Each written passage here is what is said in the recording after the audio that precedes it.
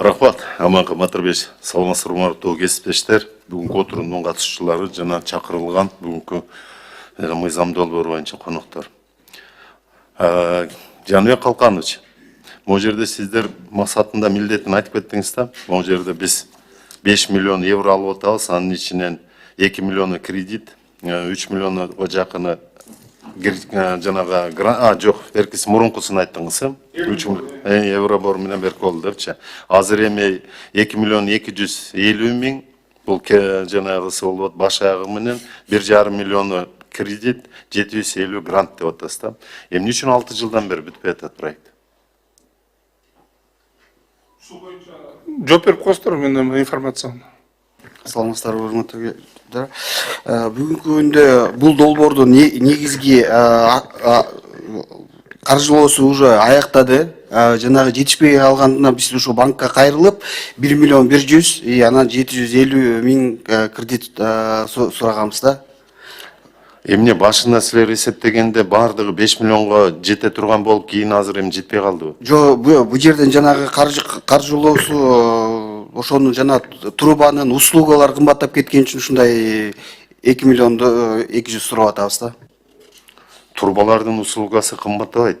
Трубалардын сынасы, анан жанагы услуга, экскаватордун услугасы ошолор кымбаттап кетти. Аршид Ташбаевич, бул мурда бүтүн кредитный соглашение болуп атканда бул канчанчылык түзүлгөн бул? 19-жыл. 2019 деп өзгөрүп калган. 2019 жыл менен азыркынын баасы эки башка болуп кетти, ошол себептен болуп Жок, геп ушунда болуп атат. Могу жерде Жаныбек Калканович, мына мен да баарын баш аягына чейин карап чыктым да, мына 23 майда 2019 жылы түзгөнсүңөр. Силер ар бир проектте түзгөндө эмне кылып атасыңар?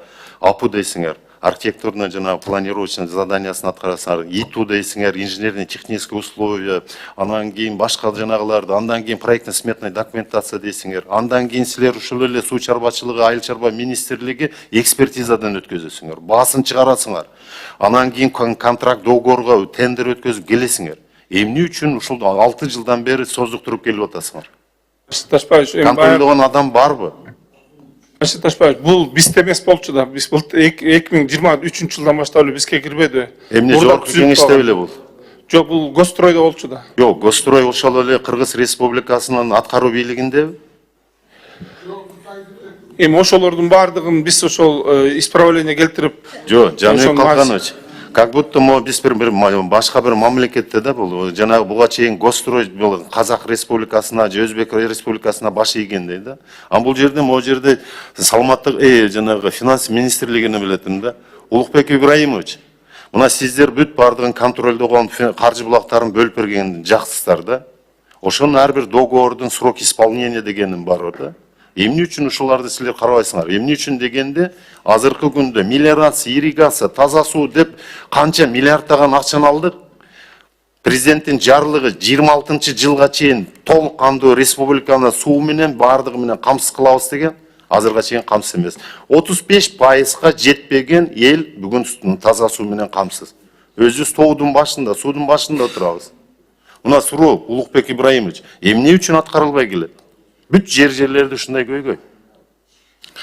Александр Ташбаевич, туура айтасыз, бул боюнча да финансы министрлиги абдан кызыктар. Себеби бүгүнкү күндө реализация кылган биринчи маселелердин бири бул жанагы ички мамлекеттик процедураларды иреттүү жөнгө салуу боюнча мүчүлүштөр көп болгон. Буну жоюу боюнча бир катар иштер кабыл алынып, документтер кабыл алынып, бүгүнкү күндө азыр мына ушул агенттиктен бул суу чарбасына бүткөрүлүп берилгендигин да бирден бир себеби ушул. Чындыгында ошол өз мөөнөтүндө жасалбай ковид, андан кийинки дагы башка ушул ички процедуралардын негизинде убагында реализация болбой калгандыктан кошумча каражаты мына чындыгында удорожание болуп кеткендигине байланыштуу болуп атат.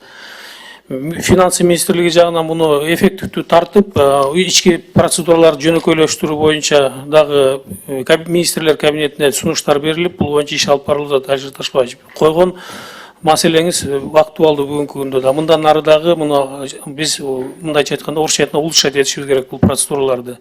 Эми процедура бардыгы ушу Минфиндин колунда да, тендер өткөзгөндө комиссиясы дагы булар эми аткаруу жагы эле буларда болуп атат да. Андан кийин эмне дейбиз? Бардыгы келет, инфляция жеп атат, и жанагы кымбаттуу. Ошол эле жабдыктардын башкасы болуп туруп, аягында жергиликтүү бийлик казылган маң, казылган жана көчө, талкаланган үйлөр, снос болгон азыр